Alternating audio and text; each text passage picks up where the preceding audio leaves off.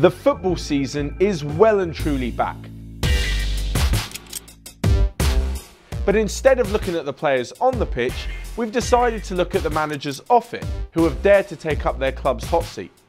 Here we look at a few potential candidates who, with every mishap, take one more step to claiming that unwanted prize of finishing first in the Premier League sack race.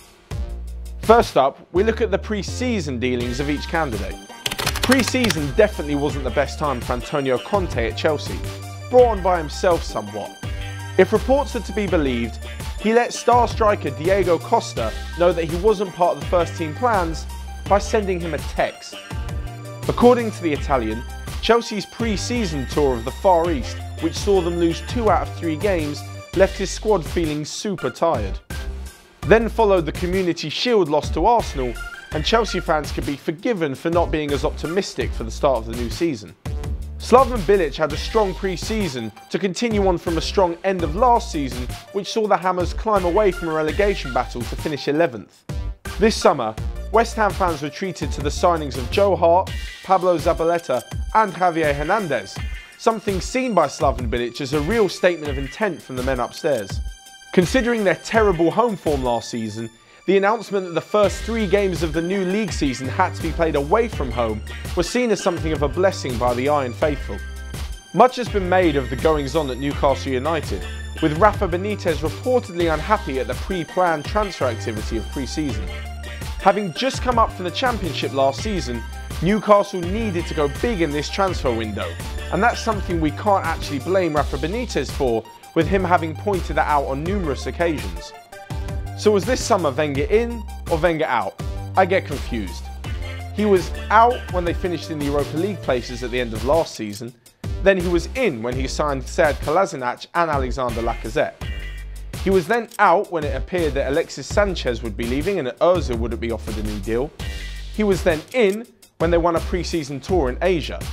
He was then out when he realised that celebrating that trophy win probably isn't the greatest thing. Then he was in, following that up with an actual trophy win as they won the Community Shield. Wenger in? Pre-season was a rosy time for new Palace boss Frank de Boer. He brought with him a wealth of managing experience, a huge trophy cabinet from Ajax, and the promise of more fluent possession-based football than former Eagles manager Sam Allardyce, which isn't that hard. Our next feature takes into account the first game of the season. So it wasn't the best of pre-seasons for Chelsea, but surely they'd get back to winning ways with an opening day home victory against Burnley. Well, no. Ending up with 9 men and on the back end of a 3-2 defeat, it seemed Antonio Conte's team was still at the starting gate. And so comes the first game of the season for Slaven Bilic and West Ham. And to sum it up in one word, shit. They don't have the greatest defence at the best of times, and even worse when coming up against arch-rival Romelu Lukaku, who now has 11 goals and 4 assists in his last 11 appearances against West Ham. Newcastle's season started poorly with a 2-0 home loss to Tottenham. Jonjo Shelvey was sent off for stamping on Dele Alli, not the smartest thing to do on the opening day. Surrounding the game though was a statement from owner Mike Ashley, who claims that he couldn't compete with the big clubs when it came to spending in the transfer window. This prompted more discontent from Rafa Benitez, who, although regarded highly as a coach, constant pestering and dismissal of your boss's actions can lead to you being fired. Arsenal played their part in a cracking opening fixture in the Premier League, which saw them leave it late to beat Leicester 4-3. Despite the win, some Arsenal fans were unhappy with the defending of Arsenal, especially with goalkeeper Petr Cech. However, defensive frailties aside, it does look like Arsene Wenger will be able to keep hold of star man Alexis Sanchez for another season, and that's enough to buy him another year at least. Possession-based football or not, the only stat that really matters at the end of the game is the scoreline, and with a 3-0 defeat to newly promoted Huddersfield on the opening day of the season, Palace well and truly hit the panic button.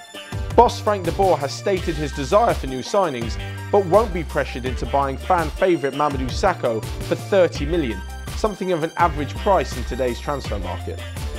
Finally, we have a look at matchday 2 and the manager's plans for the end of the transfer window.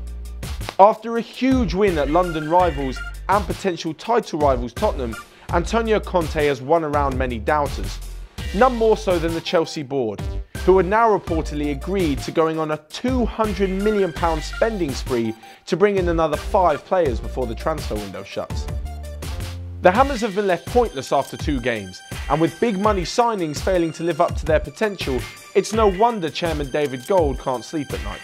With the signing of Portuguese midfielder William Carvalho on the horizon, Slaven Bilic is still in a bit of a mess, and is desperately trying not to repeat the opening form of last season, which saw them win 3 games out of their first 15 fixtures. After another defeat at the weekend, this time to newly promoted Huddersfield, it seems that Rafa Benitez could be the first to be sacked. Whether he's pushed or he jumps is yet to be seen. Whatever's going on in the northeast of England, there is always controversy around that club. Although the 1-0 defeat to Stoke did bring back some old memories for Arsenal fans, it seems that the Wenger Out brigade has gotten used to the fact he'll be there for another few years and have decided to get behind the team, for the moment at least. Wenger in. He lasted just 15 games and 85 days in his previous job at Inter Milan and is now the bookmakers' favourites to be sacked. The first 2 games of his Premier League career have yielded 2 defeats and no goals scored. And with Frank de Boer looking to offload a few players before bringing any in, it seems that the transfer window clock may run out and the Dutchman will be left at sea. So that's where the sack race stands after match day 2. With the bookies making Frank de Boer favourite to be sacked, personally, I'm going for Rafa Benitez. There isn't much time left in the transfer window, and if all the rumours about discontent behind the scenes are to be believed, I can't see the Spaniard staying at St James's Park much longer. Let us know who you think will be sacked first, and don't forget to subscribe. Personally, I'm going for Rafa Benitez. Oh, I'm going to drop a mixtape before we get sacked. Right.